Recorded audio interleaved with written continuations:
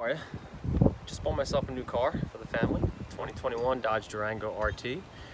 And I'm now in an interesting situation where I have two very similar cars in my driveway, with one key exception. And that would be the tow and go package. It's a pretty expensive option. Basically comes with the SRT wheels, brakes, suspension. That includes the adaptive dampers and the SRT exhaust. So sounds great in my opinion, but it is notably louder inside the cabin and outside. Hopefully this video helps you guys understand that. Not so much on just cruising and off throttle, but when you're getting on it, it certainly sounds great. But it might not be for everyone. So with that in mind, take a listen.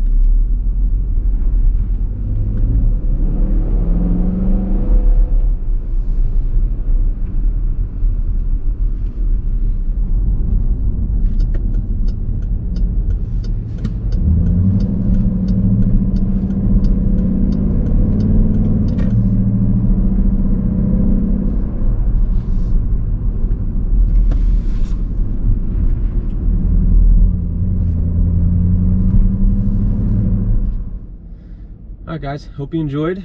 If you have any questions, feel free to leave them in the comments below.